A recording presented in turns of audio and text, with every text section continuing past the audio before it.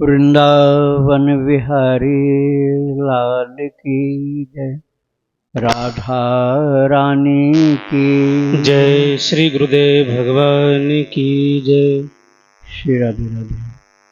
भक्ति प्रश्नोत्तरी कार्यक्रम प्रारंभ किया जा रहा है। आइए हम भक्ति संबंधित प्रश्नों को श्रवण करें। श्री राधे राधे गुरु जी, आपके श्री चरणों में कोटि कोटि दंडवत प्रणाम।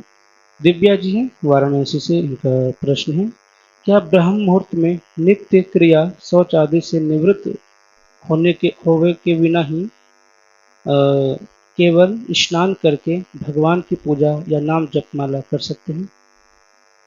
हाँ, कर सकते हैं। यदि शौच जाने की आवश्यकता नहीं है तो स्नान कर लेना चाहिए, फिर बाद में दोबारा स्नान कर लेना। तो जब आवश्यकता होगी तो दोबारा फिर स्नान करना पड़ेगा। आप स्नान करके अपना कार्य प्रारंभ कर दीजिए, समय का सदुपयोग होगा। राधे राधे। इनका दूसरा प्रश्न है, महाराज जी, हम महिलाएं चातुर्मास में चौथ तीज का व्रत करते हैं, कुआर महीने में नवरात्रि का व्रत और पूजन करते हैं। तो जैसे मेरे इष्ट देव हरि हैं, तो चौथ के समय अपने इष्ट देव के प्रति अनन्यता बनाए रखने के लिए हरि के स्थान हरि का ध्यान और जप कर सकते हैं। इसी तरह नवरात्रि में माँ दुर्गा के समक्ष अखंड ज्योति जलाते हैं, दुर्गा सप्तशती का पाठ करते हैं, लेकिन नित्य की पूजा में हरि का नाम जप, उनकी ही माला और नाम लेखन करते हैं। तो महाराज जी, नवरात्रि में माँ की पूजा और अपने इष्ट देव की पूजा कैसे करें? नवरात्रि में भी पूजा छोड़ने का मन नहीं करता है महाराज जी, कृपया मार्गदर्शन करें कि जो ऐसे में दोनों पूजा किस विधि से करें, कृपया मार्गदर्शन करें। जो वैष्णव हैं उनकी बात अलग होती है और जिन्होंने वैष्णव दीक्षा नहीं लिया उनकी बात अलग होती है। जो वैष्णव दीक्षा लिए हैं उन लोगों के लिए अपने भगवान का ही पाठ करना चाहिए। वैष्णव दीक्षा से विहीन है वो चाहे भले दुर्गा जी का करें, लेकिन जिनकी वैष्णव दीक्षा हुई है उनको, यदि रामोपासक हैं तो रामचरितमानस का पाठ नवरात्र में नवाहन पारायण के रूप में करना चाहिए, 9 दिन में पूरा होता है। और या तो यदि कर सकते हैं तो भागवत जी का 9 दिन में पाठ करें, कृष्णोपासक हैं तो वैष्णव के लिए यही है। लेकिन वैष्णव दीक्षा जिनकी नहीं हुई है वो दुर्गा माता का पाठ कर सकते हैं। श्री राधे राधे। इनका आखिरी प्रश्न है, महाराज जी, मेरे पति जब किसी दाह कर्म में जाते हैं तो उनकी आदत है वे बिना स्नान किए बिस्तर पर बैठ जाते हैं और घर की सब वस्तुओं को छूते हैं। महाराज जी, इस प्रश्न को एक बार पहले भी मैं पूछ चुकी हूँ, लेकिन इसका मुझे उत्तर से संतुष्टि नहीं हुई है, तो मैं दोबारा पूछ रही हूँ। गुरुदेव, आपने कहा कि उन्हें घर में स्नान करने के बाद ही आना चाहिए। तो महाराज जी, ये तो मुझे भी पता है, लेकिन वो ऐसा करते नहीं हैं। कहने पर बात ही बनाते हैं और मना कर देते हैं। तो महाराज जी, ऐसी स्थिति में क्या सावधानी रखें, क्या सावधानी रखनी चाहिए कि फिर ऐसा करना चाहिए महाराज जी कि नहीं करना चाहिए, कैसे उनको समझाएं? अब सावधानी तो करनी उनको है, लेकिन यदि वो बिल्कुल ही हठ पर अड़े हुए हैं कि नहीं करना हमको सावधानी, तो आप 2 लोग बाल्टी भर भर के खड़े रहो और दरवाजे में घुसने के पहले उनके ऊपर डाल दो दोनों बाल्टी पानी, तो स्नान हो जाएगा अपने आप। अब उनका स्नान जब वो नहीं करना चाहते तो ऐसे ही करना पड़ेगा, क्योंकि वो घर की हर चीज़ें भगवान को, मंदिर को भी छूने लग जाएंगे बिना नहाए स्मशान से आकर के, तो अंकित हो जाएगा। तो आप लोग जबरन पानी फेंको उनके ऊपर, अपने आप फिर नहा के आने लग जाएंगे। फिर राधे राधे। देवरिया सिंह जी, पारो गुप्ता जी, इनका प्रश्न है, मैं 12 साल पहले गुरु मंत्र ले चुकी हूँ। सलेमपुर के ही एक गुरु जी हैं, उन्हीं से गुरु मंत्र देने के बाद उन्होंने कुछ नहीं बताया है इसका जब किया जाता है, और ना ही नाम जपने के बारे में बताया। उन्होंने तुलसी कंठी भी नहीं दी और ना ही बताया कि लहसुन प्याज नहीं खाना चाहिए। गुरु मंत्र देने से पहले बस वह इतना पूछे कि नॉनवेज खाते हो कि नहीं। तो मैंने कहा मैं नहीं खाती हूँ। फिर उन्होंने मुझे राम जी का मंत्र दे दिया, जो नॉनवेज खाता है उसे वह शिव जी का मंत्र देते हैं। गुरुजी इतने साल व्यर्थ चला गया, जानकारी बिना मोबाइल, यूट्यूब और आपके प्रश्नोत्तरी द्वारा पता चला गुरु दीक्षा के नियम के बारे में। गुरुजी मैं आपकी प्रश्नोत्तरी रोज सुनती हूँ। गुरुजी मैं और मेरे पति दोनों अपने हैं तुलसी माला खरीद कर पहने हैं। तुलसी माला पहनने के बाद किन किन नियमों का पालन करना चाहिए, या उसे पहनकर सूतक में नहीं जाना चाहिए? मेरे पति तुलसी माला पहनकर किसी के मरने पर लाश के साथ घाट पर चले जाते हैं, क्या ऐसा किया जाता है कि नहीं? जो अपने से तुलसी माला पहनते हैं उसे पहनने के क्या क्या नियम होते हैं, क्या क्या सावधानियां बरतनी चाहिए, क्या क्या खाना चाहिए और क्या नहीं खाना चाहिए? कृपया विस्तार से बताने की कृपा करें। यदि गुरुदेव ने आपको पहनाया है माला, तब तो किसी प्रकार का प्रश्न ही नहीं उठता, उसको सदा धारण किए रखना है, भले स्मशान में जाओ चाहे कहीं भी जाओ। और यदि अपने मन से आप धारण करते हैं तो उसका तरीका ये है कि पहले वो माला ठाकुर जी को पहनाओ। ठाकुर जी को पहना करके उनकी प्रसादी बन गई। अब उनके चरणों को स्पर्श करा के आप भगवान का नाम बोलते हुए गले में धारण कर लो। दीक्षा हुए बिना भी आप इस प्रकार से पहन सकते हैं माला को। और तुलसी माला पहनने के बाद आप जितना बन सके सदाचार का पालन करो, खूब भजन करो। किसी से किसी की निंदा चुगली बुराई की बात नहीं करनी चाहिए, नहीं तो भजन में कटौती हो जाती है। और भगवान के चरित्र और भगवान के भक्तों का चरित्र प्रतिदिन सुनना चाहिए। नाम जप करना चाहिए, मंत्र मिल गया है तो मंत्र जप भी करना चाहिए। दोनों चाहो तो दोनों करो। मंत्र दीक्षा हुई है तो मंत्र जप बहुत जरूरी होता है। नाम जप आप बाद में कर सकते हो, और जिसमें प्रेम ज़्यादा हो उसको ज़्यादा देर तक करते रहो। कुसंगियों से बच के रहना होगा, गंदे खान पान से बहुत बचना होगा। आपके घर में कम से कम रसोई घर में तो कोई भी अशुद्ध चीज़ नहीं आनी चाहिए। प्रभु का भोग लगता है, इसलिए घर को भी पवित्र रखना है। राधे राधे। इनका दूसरा प्रश्न है, गुरुजी क्या एक ही माला से पति पत्नी दोनों गुरु मंत्र का जाप कर सकते हैं कि नहीं? नहीं, गलत है, बिल्कुल गलत। ऐसा कभी नहीं करना चाहिए। ऐसे होता तो भगवान ने दो शरीर क्यों बनाया होता? एक ही शरीर से काम हो जाता। अलग अलग शरीर बनाए, अलग अलग प्रारब्ध है। दोनों कभी न एक साथ पैदा हुए न कभी एक साथ मरे। दोनों का अलग अलग प्रारब्ध है, अलग अलग धामों में जाते हैं। प्रायः कोई बहुत ऊंचा भक्त हो तो उसकी बात है, एक सत्संग अपवाद होती है। और सामान्यतः यही होता है कि एक आगे जाता है एक पीछे जाता है। मतलब धाम गमन जो होता है, भगवत धाम हो चाहे किसी भी धाम, एक साथ नहीं होता। जन्म एक साथ नहीं होता। भाग्य कर्म के अनुसार होते हैं। पिछले जन्म के कर्म, आज के कर्म और भविष्य में क्या होगा वो सब इन कर्मों पर डिपेंड करता है। तो ये नहीं चलेगा कि आप सामूहिक माला, एक माला में दो दो लोग करो, तीन तीन लोग करो, ये गलत है। ऐसा नहीं करना चाहिए। अपनी माला अपनी होती, दूसरे की माला छुओ भी नहीं। खुद भी नहीं छुओ, दूसरे को भी छूने नहीं दो। पवित्रता के साथ रखना चाहिए।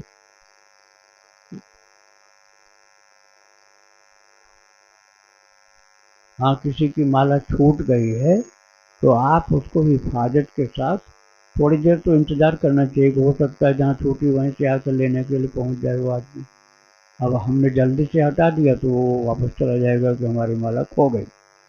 2-4 घंटे तो उसके इंतजार करना चाहिए कि वो आएगा, उसी जगह पर देखेगा जहाँ बैठा था। तो यदि सब लोग चले गए और नहीं आए बहुत समय तक, तो उठाकर सुरक्षित जगह पर रख देना चाहिए। और किसी को तब तक नहीं देना चाहिए जब तक इंतजार का समय अधिक न बीत जाए। या जिसका होगा ले जाएगा, नहीं ले जाएगा तो कुछ दिन बाद आप दे सकते हैं किसी को, लेकिन ये कार्य बहुत जल्दी नहीं करना चाहिए। सीधा सीधा। इनका आखिरी प्रश्न है, गुरुजी गुरुजी मैं लड्डू गोपाल की सेवा करती हूँ। मेरे घर में सभी लहसुन प्याज खाते हैं, नॉनवेज नहीं बनता है। मैं पहले बिना लहसुन प्याज का बना लेती हूँ कान्हा जी को भोग लगाने के लिए, फिर उसी बर्तन में लहसुन प्याज का बनाती हूँ। ऐसा करना क्या सही है? नहीं, बर्तन दूसरा होना चाहिए। जो अशुद्ध आहार है, भगवान को जो भोग नहीं लगता है, उसका बर्तन दूसरा होना चाहिए। ठाकुर जी के भोजन पकाने का बर्तन अलग होना चाहिए, वो सम्मिलित नहीं किया जा सकता है। वो उसको भगवान वाला पहले करो काम, और उस बर्तन को ले जाओ शुद्ध पवित्र जगह पर रखो। वैसे तो छोड़ दो, लहसुन प्याज ज़्यादा अच्छा है, भक्तों के घर में ये चीज़ नहीं खाई पी जाती। लेकिन यदि आपके घर में नहीं निभ पा रहा है तो उनको कहो कि आप लेकर बाहर जाओ, यहाँ रसोई घर में आप ये सब नहीं करोगे, खाना है बाहर खा के आओ। क्योंकि ये प्याज का एक छिलका भी यदि आपके घर के अंदर कहीं है तो सात्विक देवी देवता, विशेष रूप से हनुमान जी नहीं आते। प्याज का छिलका एक पड़ा होगा तभी आप खाते नहीं हो, तब भी तो आपके घर में ये चीज आनी ही नहीं चाहिए। सीधा सीधा प्रश्न गुरु जी। गुरुदेव, मैं रामानंद संप्रदाय से दीक्षित हूँ। जब ध्यान करता हूँ दोनों भावों के बीच में एक खिंचाव महसूस करता हूँ। ऐसे लगता है कि कोई धीमी धीमी सरसराहट सी हो रही है। यह क्या है? यह आज्ञा चक्र का स्पंदन है। ब्रेकों की दोनों भावों के बीच में आज्ञा चक्र होता है। आप हृदय में ध्यान करो तो ये फिर आपको धीरे धीरे बंद हो जाएगा।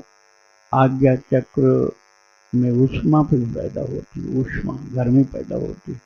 हृदय में ध्यान करने से गर्मी नहीं पैदा होती है, अंतर है। श्री राधे राधे। इनका दूसरा प्रश्न है, गुरुदेव मैं राम नाम लिखता हूँ, गीता प्रेस की किताब रहती है। मेरा 2 लाख राम नाम लेखन होने वाला है। जब राम नाम लिखता हूँ साथ में आपके संत चरित्र सुनता हूँ, प्रश्नोत्तरी भी सुनता हूँ। जब राम नाम लिखता हूँ तब बाई खिंचाव सा शुरू हो जाता है। यह क्या है? कहाँ खिंचाव होता है? भाव के पास। अच्छा अच्छा, तो आप भक्त चरित्र श्रवण करते हुए बहुत प्रेम से भक्त चरित्र श्रवण करने में ध्यान ज़्यादा लगाइए। भक्त चरित्र श्रवण करने में मन ज़्यादा लगाना है तो फिर आपका नाम जप जो है वो सरलता से होता रहेगा। फिर खिंचाव वाली बात कुछ नहीं होगी। ध्यान आपको मंत्र चरित्र सुनने में, भक्त चरित्र सुनने में ही ध्यान लगाना है। तो आपको किसी प्रकार की मन में उथल पुथल नहीं होगी, न किसी अंग में होगी। राधे राधे। अगला प्रश्न गुरु जी, नाम स्थान गुप्त हैं। इनका प्रश्न है, मैं 65 साल का हूँ, बिना दीक्षा लिए नाम जप करता हूँ। अब श्रीमद् भागवत कथा का स्वाध्याय करना चाहता हूँ। स्वामी जी, पुरुष को जब रात में सोते समय स्वप्न दोष होता है तो सुबह उठकर स्वाभाविक रूप से वह स्नान कर ही लेता है। मेरा प्रश्न है कि जब ऐसी अवस्था में क्या जिस पर वह पुरुष सोया हुआ था, तकिया कवर इत्यादि अर्थात सारा बिस्तर अशुद्ध हो जाता है, तो इन सबको धोकर साफ करके शुद्धि करना जरूरी है। इस प्रकार की घटना में शुद्धि अशुद्धि के विषय में थोड़ा मार्गदर्शन करें। हाँ, शुद्धि का ध्यान तो रखना पड़ेगा भाई, बहुत ज़्यादा शुद्धि का ध्यान रखो।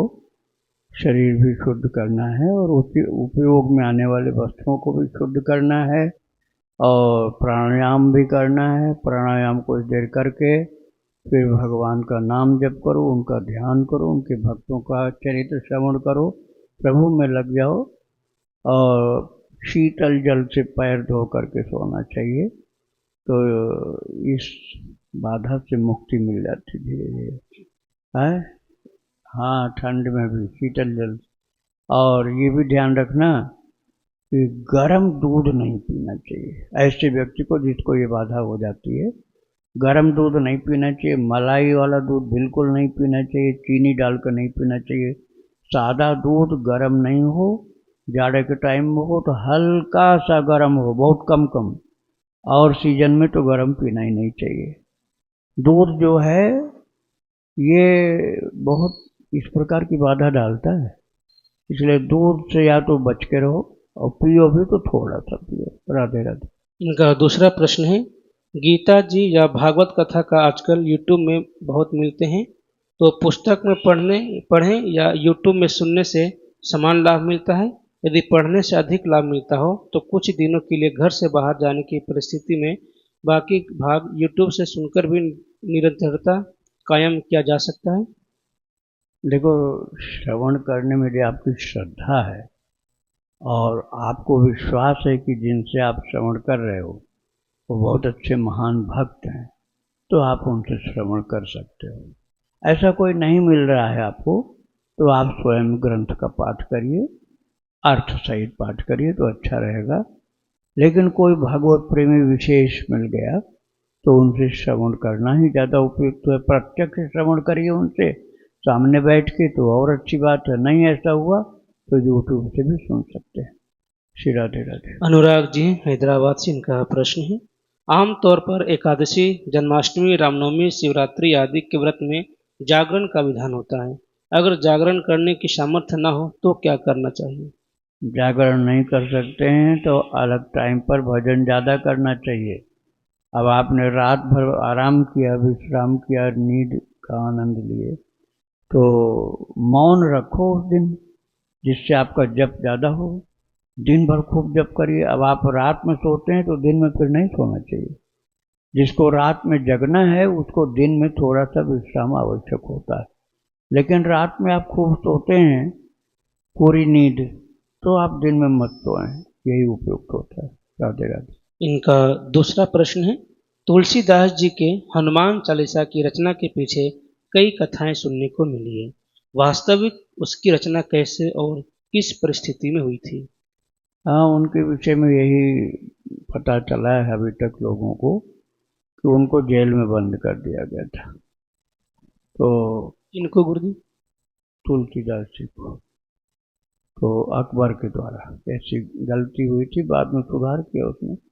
तो वो चमत्कार देखने के चक्कर में उनको बंद कर दिया जेल में कि दिखाओ चमत्कार। वो बोले हम कोई चमत्कार नहीं जानते हैं, हम तो भगवान की भक्ति करते हैं। लेकिन जब ज़्यादा हठ किया वो, तो हनुमान जी को याद किए कि मैं संकट में पड़ गया हूँ। तो हनुमान जी का प्रत्यक्ष दर्शन तो नहीं, वो बंदरों का गिरोह आया, जबकि बंदर वहाँ थे नहीं, और भयंकर रूप धारण करके बंदरों ने पूरे रनिवास को, राज दरबार को, सबको परेशान कर दिया। और तब किसी ने आकर के कहा, वो संत को जो बंद किए हो ना, उनको छोड़ो, नहीं तो ये बंदर तुम्हें नहीं छोड़ेंगे। फिर तब हनुमान जी का आशीर्वाद मान करके उनकी सुरक्षा हो गई और फिर छोड़ दिया गया संत की आज्ञा से। तुलसीदास जी को छोड़ा गया और बंदर सब अदृश्य हो गए। तो इस प्रकार से हनुमान चालीसा की रचना हुई थी। तो ये प्रभाव अब भी है। कोई संकट ऐसा आ जाए तो कम से कम 108 पाठ करो तो प्रभाव उसका आने लग जाता है। श्री राधे राधे। इनका आखिरी प्रश्न है, भक्ति आश्रम में भगवान को भोग लगाने की विधि क्या है? जो दीक्षित नहीं है उन्हें कैसे भोग लगाना चाहिए, तथा कहीं आना जाना हुआ तो मानसिक भोग लगाने की भी श्रेष्ठ विधि बताएं। मानसिक भोग तब लगाना चाहिए जब आपके पास ठाकुर जी नहीं हो तो, और नहीं तो खुद भी मानसिक भोजन कर लिया करो। फिर मानसिक भोजन करने पर पेट आपका भर सकता है क्या? जब आप मानसिक भोजन नहीं कर सकते हो और उससे तृप्ति नहीं, संतुष्टि नहीं, पेट भरता नहीं, तो भगवान को मानसिक भोग क्यों लगाओगे भाई? अरे भगवान का स्वरूप आपके पास नहीं है तो अब आप लगा सकते हो।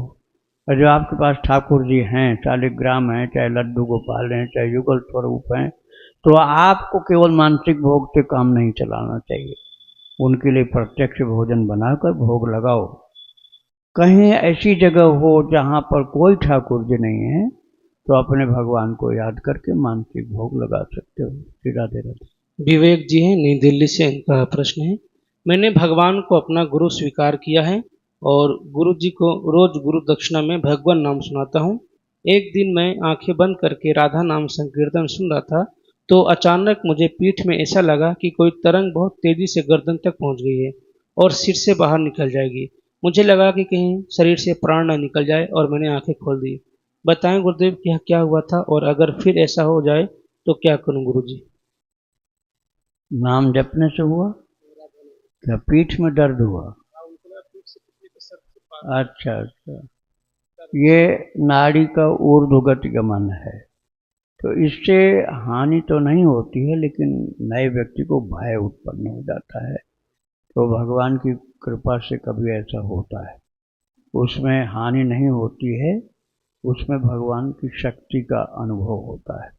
आप चिंता मत करिए, भगवान संभालते भी हैं, ठाकुर जी संभालते भी हैं। ये प्रश्न क्या था इसमें?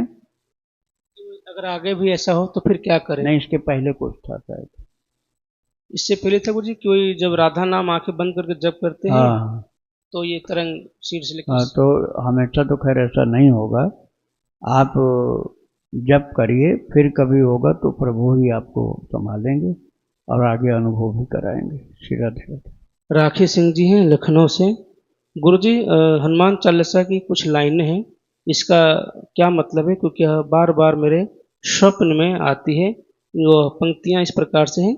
लाए सजीवन लखन जियाए, श्री रघुवीर हरषि उर लाए, रघुपति किन्हीं बहुत बढ़ाए, तुम मम प्रिय भरत ही संभाई। सहस वदन तुम जस गावे, अस केसरी पति कंठ लगावे, सनकादिक ब्रह्मादि मुनीसा, नारद सारद सहित रहीसा, जब कुबेर दिगपाल जहाँ थे, कवि कोविद कही सके कहाँ थे, तुम उपकार सुग्रीव ही कीना, राम मिलाए राजपद दीन्हा, तुमरो मंत्र विभीषण माना, लंकेश्वर भय सब जग जाना, जुग सहस्त्र जोजन पर भानु, लील्योताहि मधुर फल जानु, प्रभु मुद्रिका मेलि मुख माहि, जल दिलांग अचरज नाहि, दुर्गम काज जगत के जेते, सुगम अनुग्रह तुम्हारे देते, राम द्वारे तुम रखवारे, हो तना आज्ञा बिनु पैसारे, सब सुख लहे तुम्हारी शरणा, तुम रक्षक काहू को डरना। इतनी लाइनें स्वप्न में रोजाना आती है। तो बहुत अच्छा है, आपके ऊपर अनुग्रह है भगवान का। अब आप इतनी सारी एक साथ लाइन बोल दिए ना, एक चौपाई पूछते तो मैं भी बता देता। अब ये सब का बताने में तो बहुत टाइम जाएगा। तो अर्थ सहित वाली पुस्तक आप लीजिए, हनुमान चालीसा अर्थ सहित भी मिलता है, तो उसको आप लीजिए, हर चौपाई का अर्थ मिल जाएगा आपको। अब फिर भी कुछ न समझ में आवे तो एक दो लाइन का पूछिए, सब इतनी लाइन का पूछेंगे तो इसको बताने में बहुत विस्तार हो जाएगा। श्री राधे राधे। रंजना जी हैं चित्रकूट से, इनका प्रश्न है, 12 अगस्त को आपके श्रीमुख से गुरु दीक्षा का सौभाग्य प्राप्त हुआ। मेरा प्रश्न यह है कि दीक्षा मंत्र की 12 माला आपने बताई थी, और शरणागति मंत्र कितनी बार करना है? कृपया गुरुदेव बताने की कृपा करें, क्योंकि मुझे भूल हो गया है। इस अपराध के लिए क्षमा चाहती हूँ। शरणागति मंत्र जो है कम से कम 3 बार, ज़्यादा चाहे जितनी बार आप करिए, प्रातः स्नान के बाद। और दीक्षा मंत्र जो जपने का बताया गया वो तो 12 माला करना ही करना। अब आप किसी को इतना बंधन है, कोई व्यस्तता है, कोई परेशानी है कि इतना टाइम नहीं दे सकता है, तो सुबह 1 माला कर ले और बाद में जब जब समय मिलता रहे करता रहे। श्री राधे राधे। सोनू गुप्ता जी का प्रश्न है, गुरुजी मैंने एक संत भगवान के श्री मुख से सुना है कि कोई भी कर्म करो तो उसके बाद ओम तत्सत बोलो। तो गुरुजी, क्या हम कभी भी भगवान को अपने कर्मों को समर्पित करने के लिए ओम तत्सत कह सकते हैं? हाँ, कह सकते हैं, लेकिन ये ध्यान रखना कि वो कर्म जो आपसे गलती से हो गया है उसके लिए आप नहीं कर सकते।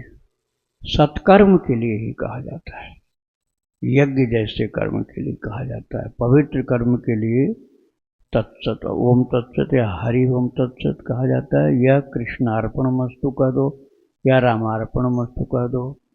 ये तत्सत नाम भी भगवान का ही नाम है। तो हरि ओम तत्सत या ओम तत्सत या प्रभु को अर्पण करने का मंत्र। श्री राधे राधे। इनका दूसरा प्रश्न है, गुरुजी जैसे किसी चीज को करने का मन करता है पर वो गलत हो, तो भी मन किसी काल्पनिक व्यक्ति को प्रस्तुत कर, उस व्यक्ति का अनुसरण कर उसको सही मानने की मन बार बार चेष्टा करता है। गुरुजी, ऐसा क्यों होता है? ऐसा इसलिए होता है कि मन अभी शुद्ध नहीं है, पुरानी गड़बड़ी है उसमें। वो गड़बड़ी जो है वही खींच करके ले जाती है गलत तरफ।